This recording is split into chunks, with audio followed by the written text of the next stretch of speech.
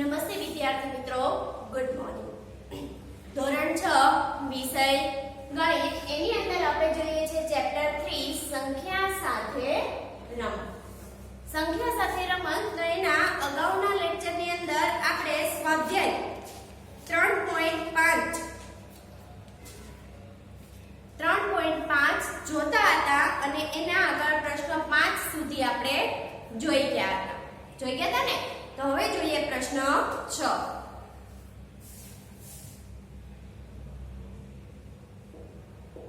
ચાલો પ્રશ્ન 6. તો પ્રશ્ન 6 ની અંદર એવું કહે છે કે 1729 ના બધા અવિભાજ્ય અવયવ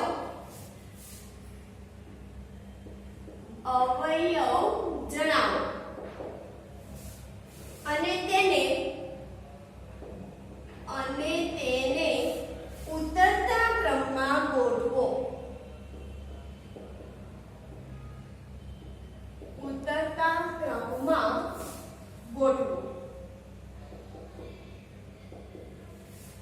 હવે તે બે ક્રમિક આવેલા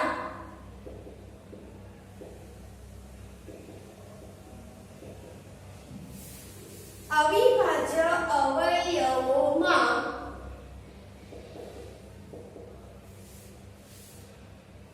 જો કોઈ સંબંધ હોય તો લખો.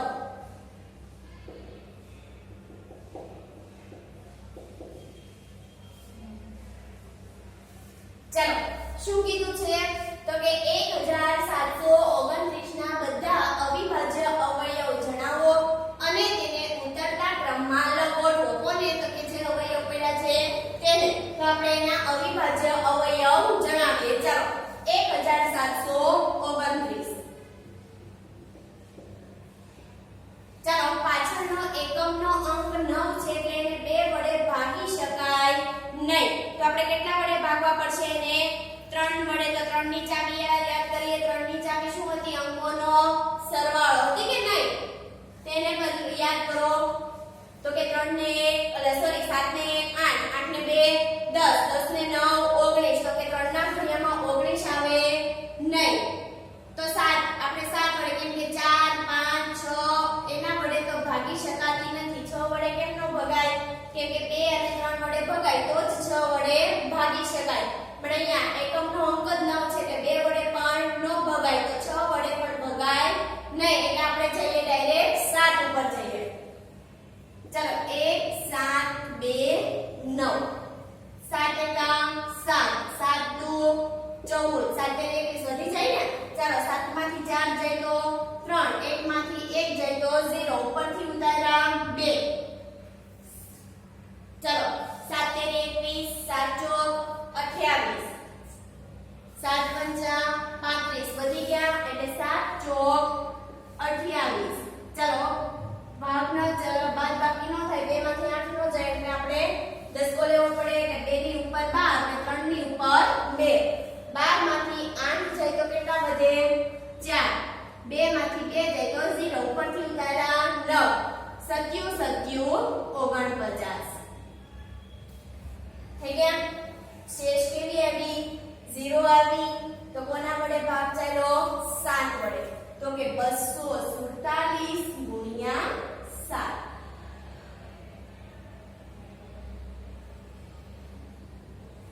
ચાલો હવે 247 ને આપણે ભાગવાના છે.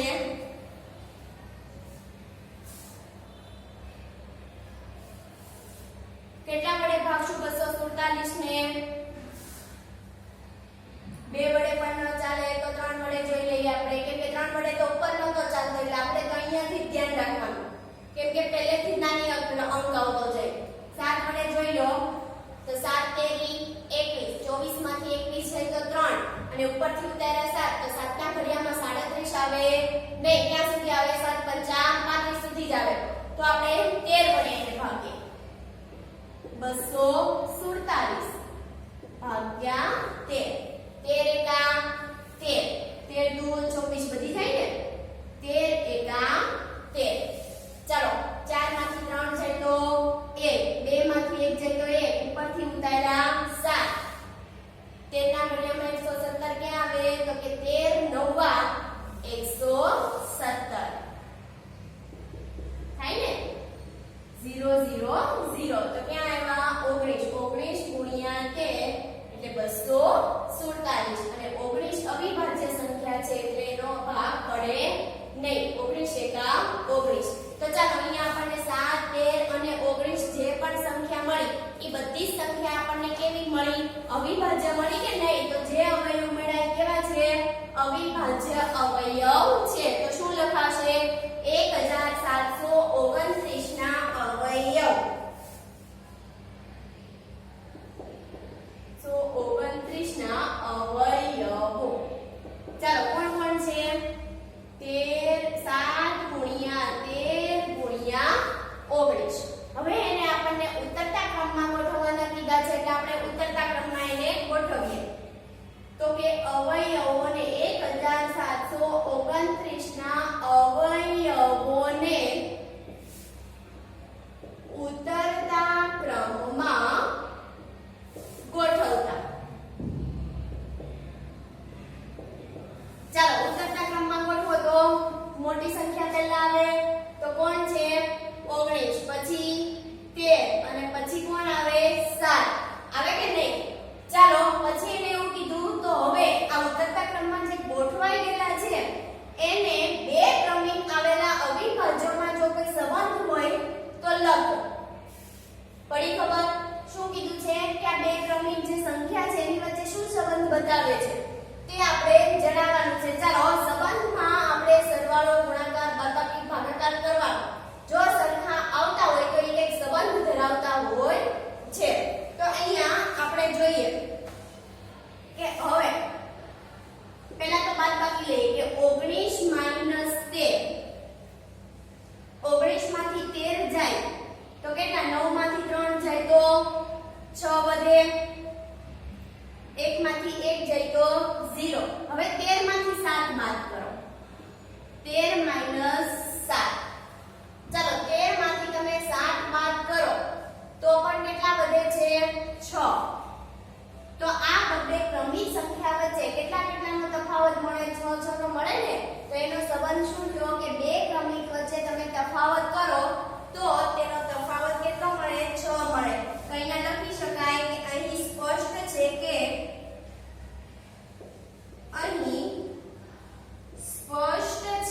કે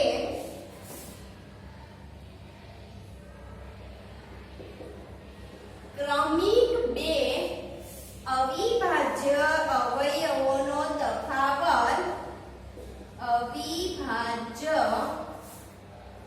અવયવોનો તફાવત 6 છે. પડી ગઈ ખબર? ચાલો લખી નાખો.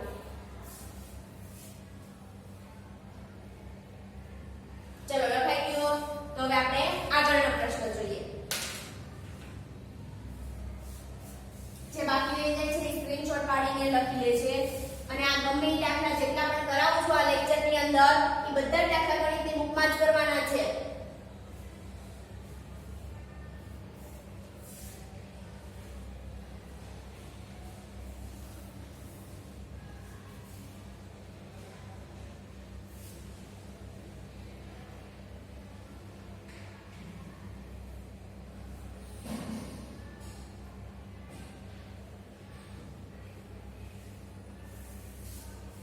ચલો એના પછી જે પ્રશ્ન 7 પ્રશ્ન 7 અને 8 છે તે આપણે કરવાના નથી. પ્રશ્ન 9 ઉપર જઈએ. પ્રશ્ન 9. ચલો પ્રશ્ન 9 માં એવું કીધું હતું કે નીચેનામાંથી કઈ સંખ્યાઓમાં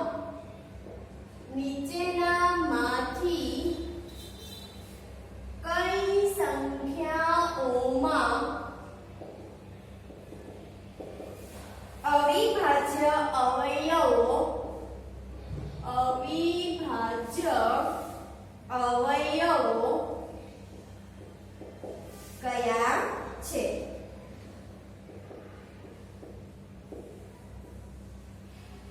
ચાલો એની અંદર પહેલી રકમ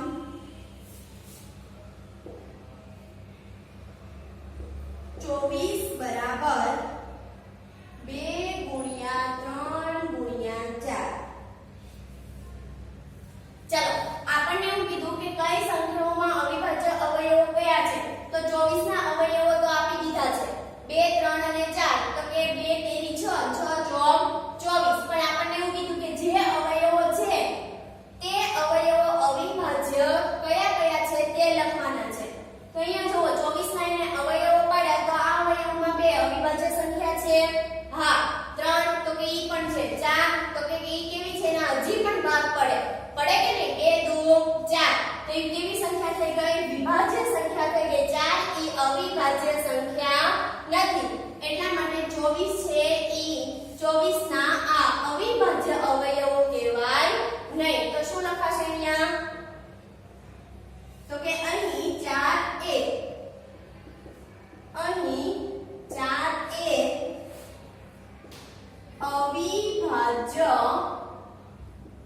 અવયવ નથી. કેમ નથી, તો કે 4 બરાબર 2 ગુણ્યા 2 એના હજી પણ ભાગ પડે એટલા માટે. તો માટે અવિભાજ્ય અવયવી કરણ થતું નથી. પડી ગઈ ખબર? ચાલો બી.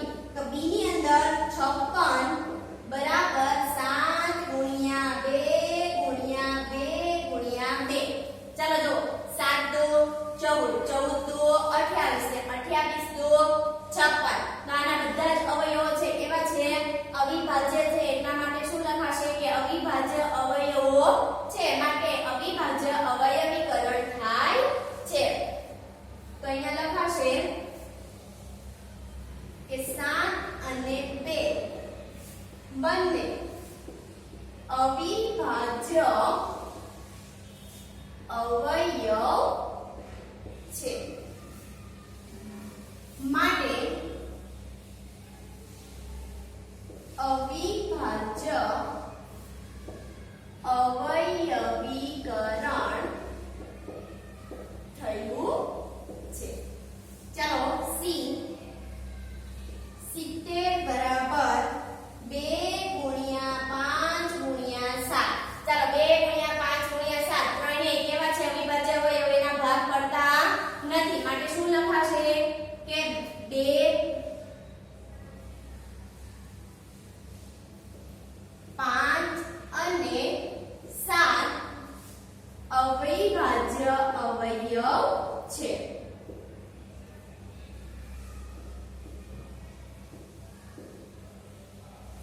માટે અવિભાજ્ય અવયવીકરણ થયું છે. પડી ગઈ સમજ? ચાલો એની પછી આગળનો દાખલો છે 54 બરાબર 2 ગુણ્યા 3 ગુણ્યા 9. ચાલો 2 ગુણ્યા 3 ગુણ્યા 9. તો અહીંયા 2 અવિભાજ્ય 3 પણ અવિભાજ્ય 9 9 ના હજી પણ ભાગ પડે 3 કેરી 9, માટે અહીંયા 9 છે ઈ અવયવ અવિભાજ્ય અવયવ નથી. તો શું લખવાનું કે અહીં 9 એ અવિભાજ્ય અવયવ નથી. કેમ નથી, તો કૌંસની અંદર લખું છું કે 9 બરાબર 3 ગુણ્યા 3. ચાલો કારણ શું લખાશે, તો કે અવિભાજ્ય અવયવીકરણ થતું નથી. અવિભાજ્ય અવયવીકરણ થતું નથી. પડી ગઈ સમજ? ચાલો લખી નાખો.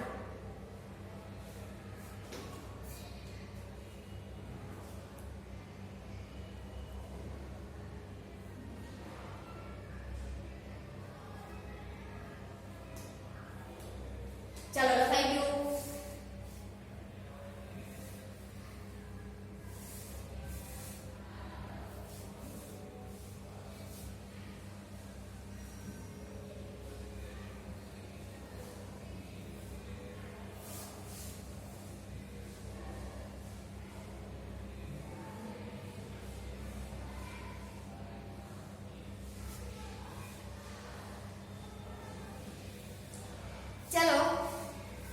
પછી હવે આપણને પ્રશ્ન 10 અને 11 જે આપેલા છે તે પણ નથી કરવાના, પ્રશ્ન 12 પણ કરવાનો નથી. તો અહીંયા તમારો સ્વાધ્યાય છે એ સ્વાધ્યાય આપણે શું થાય છે પૂરું થાય છે, પણ આપણે પ્રશ્ન એક બાકી રાખ્યો છે, ખરા ખોટા યાદ છે?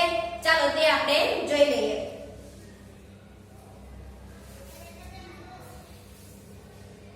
સ્વાધ્યાય 3.5 એનો પ્રશ્ન 1. ચલો ખરા છે કે ખોટા તે આપણે જણાવવાનું, એટલે કે કયું વિધાન સાચું છે તે આપણે લખવાનું છે. ખરા કે ખોટા લખ. ચલો પહેલું એવું કીધું છે કે જો કોઈ સંખ્યા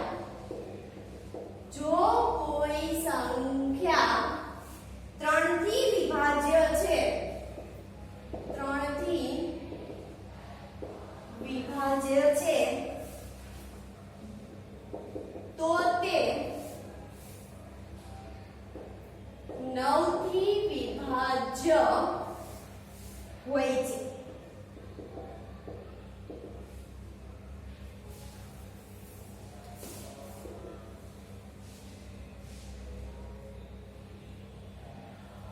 ચાલો અહીંયા આપણને એવું કીધું કે જો કોઈ સંખ્યા 3 થી વિભાજ્ય છે તો તે 9 થી પણ વિભાજ્ય હોય છે. વિધાન સાચું છે કે ખોટું? તો જોઈ લઈએ આપણે કે 3 થી વિભાજ્ય છે તો એ 9 થી, હવે 3 લઈએ તો 3 છે એ 9 વડે આપણે ભાગી શકીએ નહીં. કેમ?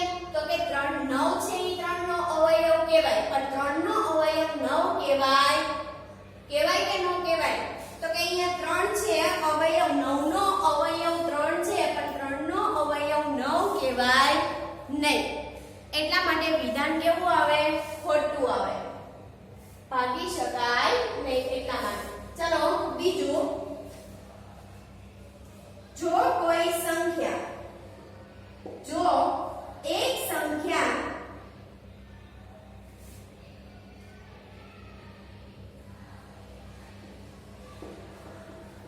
જો એક સંખ્યા 9 થી વિભાજ્ય છે, 9 થી વિભાજ્ય છે, તો તે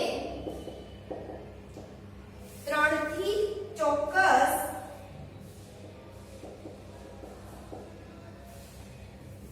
વિભાજ્ય હશે.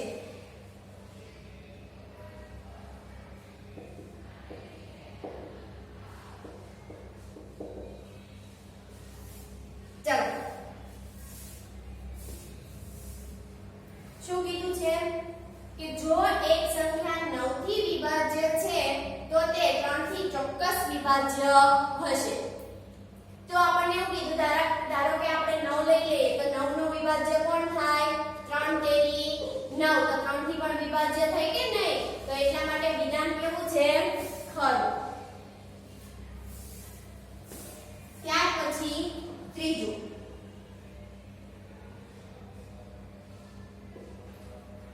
એક સંખ્યા 18 થી વિભાજ્ય છે, એક સંખ્યા 18 થી વિભાજ્ય છે, તો તે 3 અને 6 બંનેથી વિભાજ્ય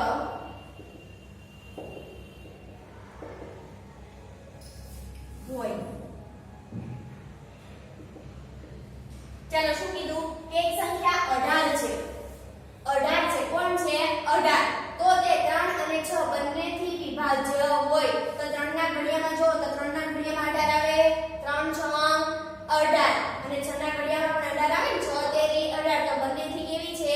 વિભાજ્ય છે. એટલા માટે વિધાન આપણી પાસે કેવું થયું? ખરું. ત્યાર પછી ચોથું, જો એક સંખ્યા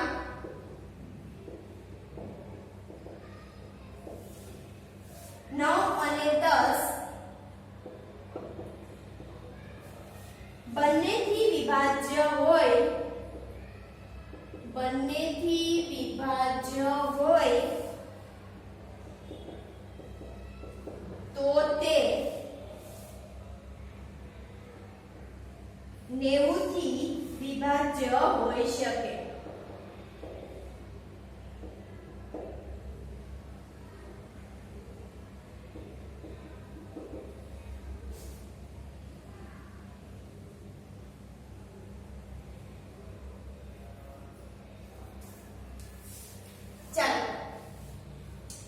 જો એક સંખ્યા 9 અને 10 બંનેથી વિભાજ્ય હોય તો તે 90 થી વિભાજ્ય હોઈ શકે. હવે 9 અને 10 બંને કેવી છે? સહઅવિભાજ્ય સંખ્યા છે. આપણે ગોતતા શીખી ગયા છીએ સહઅવિભાજ્ય સંખ્યા કોને કહેવાય? તો કે જેનો સામાન્ય અવયવ 1 હોય એને કહેવાય સહઅવિભાજ્ય સંખ્યા. તો તે સંખ્યા 90 થી વિભાજ્ય હોઈ શકે. તો થાય ને 10 9 90. એટલા માટે વિધાન કેવું થાય? સાચું થાય. એની પછી આગળ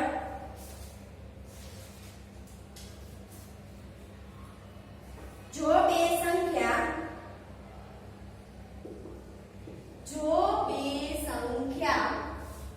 સહઅવિભાજ્ય હોય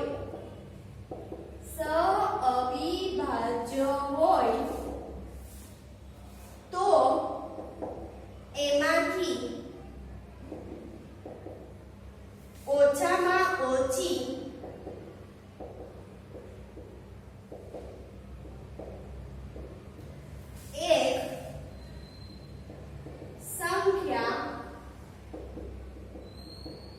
ચોક્કસ અવિભાજ્ય સંખ્યા હશે.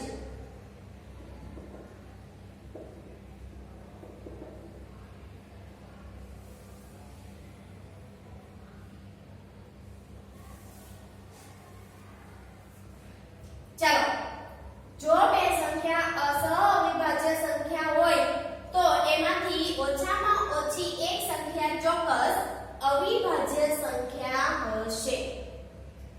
શું કીધું છે કે જો બે સંખ્યા આપેલી હોય એનો સહઅવિભાજ્ય હોય, ધારો કે 4 અને 9 લઈ લો તો 4 એટલે કે 1 * 4 અને 2 * 4. અહીંયા 9 * 9 ને 3 તેરી 9. તો આમાંથી કોમન સામાન્ય અવયવ નીકળતો નથી એટલે સહઅવિભાજ્ય અવયવ કોણ થયો? 1 થયો. સામાન્ય અવયવ પડી ખબર? પણ અહીંયા જોઈ લો એને એવું કીધું કે એમાંથી ઓછામાં ઓછી એક સંખ્યા ચોક્કસ અવિભાજ્ય સંખ્યા હશે. તો એક જ સંખ્યા કીધી ઓછામાં ઓછી એક. તો અહીંયા તમે જોઈ લો તો કે આમાંથી જે 4 અને 9 છે એ બંને સહઅવિભાજ્ય સંખ્યા તો છે પણ તેમાંથી એકય સંખ્યા છે એ આપણને એકય સંખ્યા અવિભાજ્ય નથી. કેમ કે એના અવયવો છે એ કેવા છે? જો અહીંયા 4 લઈ લો તો 4 જે અવયવ પડ્યા એ તો કેવા થઈ ગયા? વિભાજ્ય થઈ ગયા. અહીંયા 9 પડ્યા તો એના પણ અવયવ એનો ભાગ પડ્યો કે નહીં? તો એટલા માટે વિધાન આપણી પાસે કેટલું કેવું આવ્યું? ખોટું.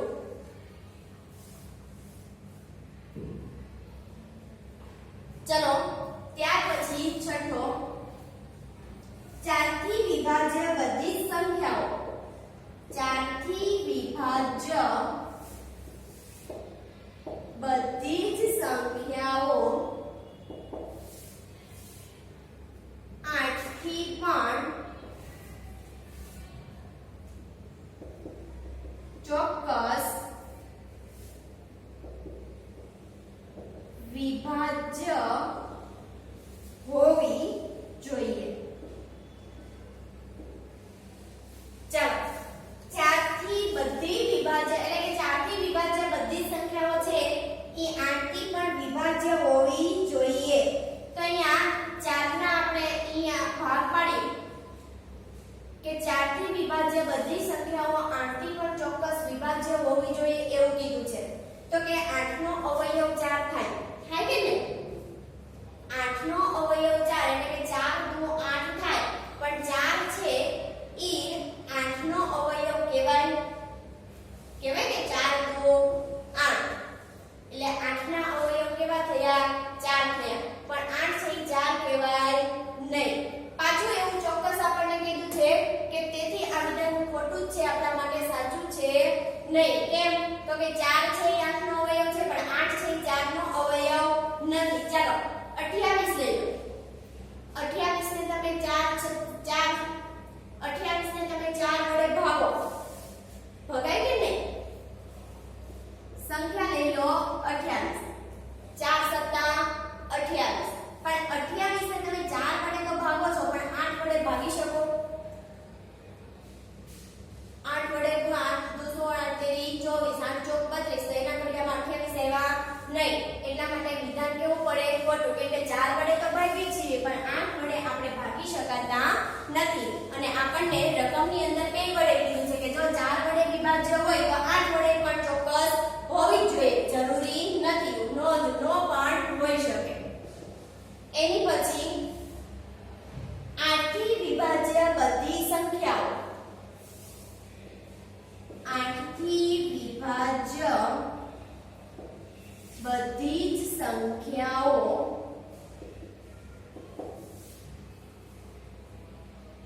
4 થી વિભાજ્ય હોવી જોઈએ. 4 થી વિભાજ્ય હોવી જોઈએ. ચાલો 8 થી વિભાજ્ય બધી સંખ્યાઓ 4 થી પણ વિભાજ્ય હોવી જોઈએ. તો અહીંયા 8 છે એ 4 નો અવયવ, સોરી 4 છે એ 8 નો અવયવ છે. એટલા માટે શું કહે છે કે 8 વડે 8 ના વડે જે ભગાતી હોય એ 4 વડે પણ આપણે ભાગી શકીએ છીએ. વિધાન કેવું છે? સાચું છે. આપણે એકાદું બે ઉદાહરણ લઈ લઈએ તો કે 24 લઈએ. 24 તો 4 વડે પહેલા તો 8 વડે ભાગો. 8 તેરી 24 થાય ને. 8 ભાગ્યા 3 તો 4 વડે પણ ભાગી શકાય. 4 6 24 થાય. 4 વડે પણ ભાગી શકાય. 8 વડે પણ ભાગી શકાય. 32 લઈ લો. 8 ચોક 32 ને 4 અઠા 32. તો વિધાન કેવું થયું આપણી પાસે? સાચું. પડી ખબર? ચાલો એની પછીનો સવાલ લઈએ.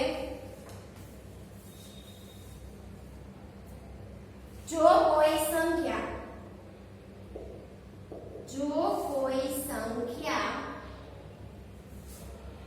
બે સંખ્યાઓને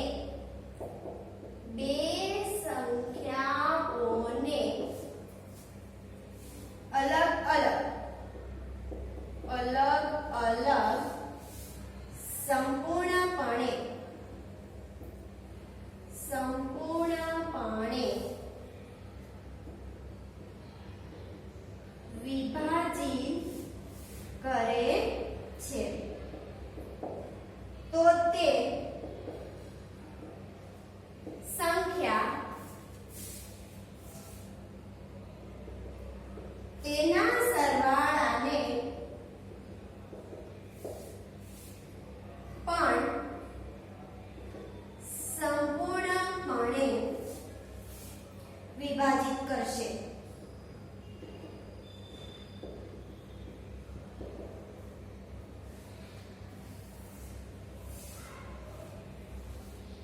ચાલો જો કોઈ સંખ્યા ઈ બે સંખ્યાઓને અલગ અલગ સંપૂર્ણપણે વિભાજિત કરે છે તો તે સંખ્યા તેના સરવાળાને પણ સંપૂર્ણપણે વિભાજિત કરશે. શું કહેવા માંગે છે કે કોઈ સંખ્યા છે, ચાલો 7 છે તો 7 લઈ લો તમે. તો 7 વડે 21 ને કોને 7 વડે 21 ને એટલે 7 ને 21 થાય. ચાલો આ 21 છે ઈ 21 ને ત્યાર પછી 7 પંચા 35.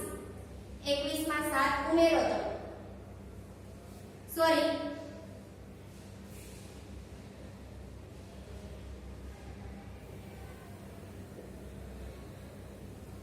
7 વડે 21 ને 7 વડે 35 ને ભાગી શકાય. 7 તેરી 21 7 પંચા 35.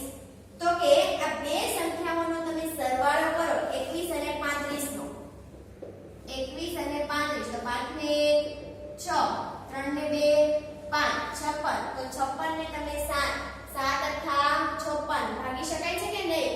એટલા માટે વિધાન કેવું આપણી પાસે સાચું આવ્યું. શું કહે છે કે કોઈ બે સંખ્યા છે અલગ અલગ એને સંપૂર્ણપણે વિભાજિત કરે છે. 7 ને એટલે કે 7 ને 3 વડે ગુણો તો 7 તેરી 21 7 પંચા 35. એવું નથી, કોઈ પણ તમે સંખ્યા લઈ લો અને જે જવાબ આવે એ બંનેનો સરવાળો કરો અને એનો જવાબ આવે એને પાછું કોના વડે ભાગવાનું? 7 વડે ભાગવાનું. તો ભાગી શકાય એટલે કે સંપૂર્ણપણે જો વિભાજિત કરતી હોય તે સંખ્યા તો આ વિધાન છે આપણા માટે કેવું છે? સાચું છે. ત્યાર પછી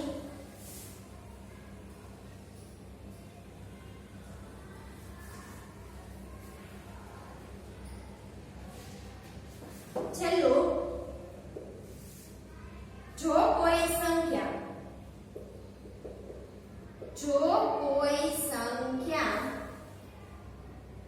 બે સંખ્યાઓના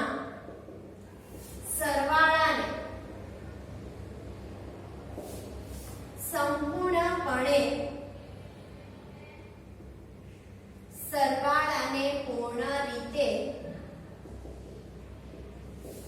વિભાજિત કરે છે.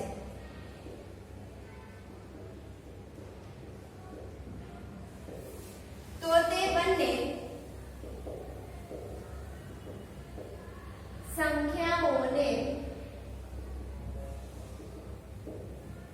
અલગ અલગ રીતે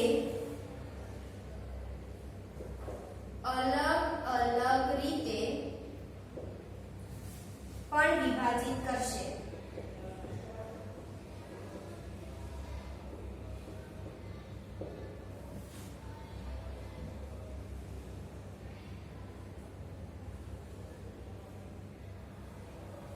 ચાલો, જો કોઈ સંખ્યા બે સંખ્યાઓનો સરવાળો પૂર્ણ રીતે વિભાજિત કરે છે, તમે લઈ લો 10 અને 4, આ બંનેનો સરવાળો કરો તો 14 થયા.